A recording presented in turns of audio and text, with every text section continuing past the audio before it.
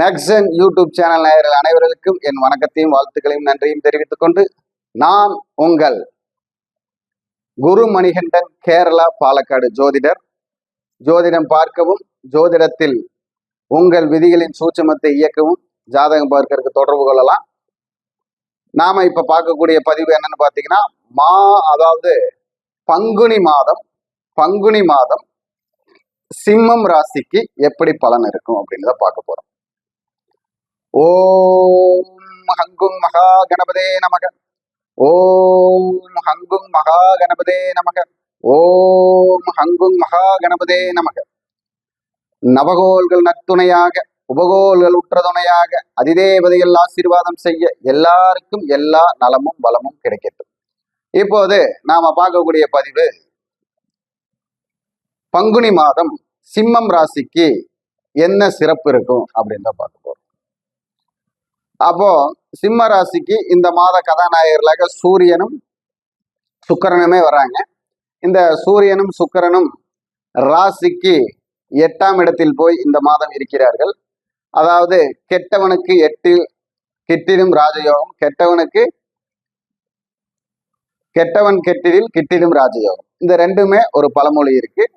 அப்போ அதற்கு தகுந்தது போல் உங்களுக்கு இந்த மாதம் ஏதாவது ஒரு சிறப்பான சூழ்நிலை உருவாக்கி கொடுக்கக்கூடிய மாதமாக இருக்கிறது. சிம்மம் ராசிக்கு ஏதாவது ஒரு சூழ்நிலையை உருவாக்கி தரும். அப்போ இந்த சிம்ம ராசிக்கு சூரியன் ஜென்மகாரகன், சுக்கிரன் 3 குடையவன், அதே போல 10 குடையவன். அப்போ 1, 3, 10 இந்த தேவைகளுக்கு உண்டான அலைச்சல்கள் ஓட்டமாத்தான் இருக்கு. அதாவது ஒண்ணுங்கிறது நம்மளுடைய கௌரவம், செயல், ஆரோக்கியம், சிந்தனை, ஆயுள், போராட்டம், வெற்றி, இது எல்லாத்தையுமே தீர்மானிக்கக்கூடியது.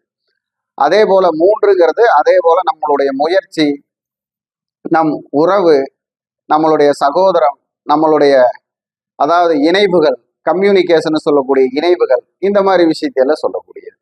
அதே போல 10ங்கிறது ஜீவனம், தொழில், கர்மா, மனைவியால் வரக்கூடிய உறவு வகைகளை சொல்லக்கூடியது.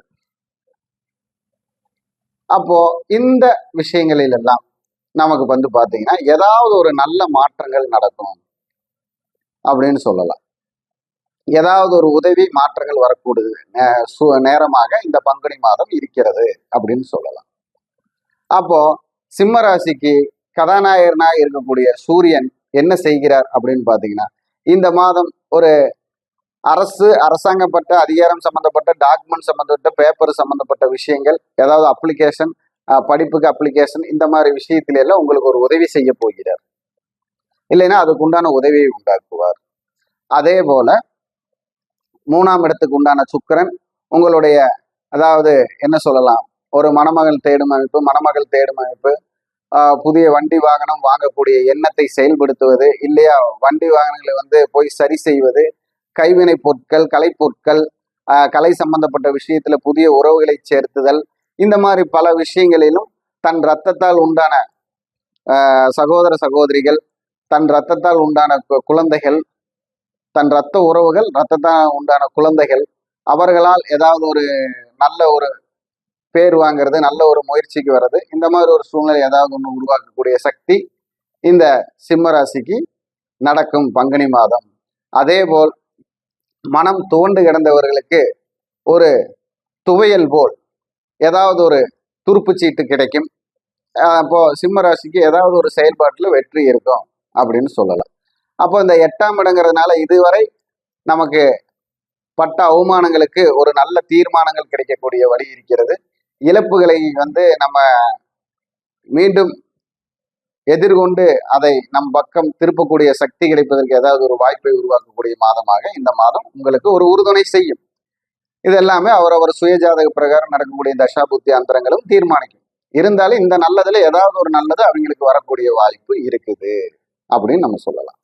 அப்போ சிம்மராசிக்காரங்களுக்கு பாத்தீங்கன்னா என்ன தேதி நல்ல தேதி அப்படின்னு பாத்தீங்கன்னா, அவர்களுக்கு நல்ல தேதியாக செயல்பட போவது 6ஆம் தேதியும், அதாவது கூட்டு எண்ணிக்கையில 6, கூட்டு எண்ணிக்கையில 9, 6ம் 9ம் அவர்களுக்கு நல்ல உதவியாக இருக்கும். 9ஆம் தேதியும் 6ஆம் தேதியும் நல்லா இருக்கும். 6, 9ங்கிற எண்கள் அதிர்ஷ்ட எண்ணாக இருக்கிறது.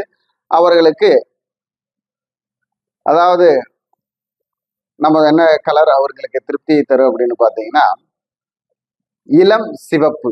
இளம் சிவப்பு அதாவது ஆரஞ்சும் சிவப்பும் இல்லாத ஒரு கலர். அதே மாதிரி வெள்ளை கலர். இது ரெண்டுமே அவர்களுக்கு ஒரு நல்ல யோகத்தை செயல்படுத்தும் அப்படின்னு சொல்லலாம். இவர்களுடைய வழிபாடு அப்படின்னு பார்த்தீங்கன்னா, பிரதோஷ வழிபாடும் சனிக்கிழமை தோறும் பைரவர் வழிபாடும் இவர்களுக்கு வெற்றியை தரும். சனிக்கிழமை தோறும் பைரவர் வழிபாடும் பிரதோஷ வழிபாடும் இவர்களுக்கு வெற்றியை தரும்.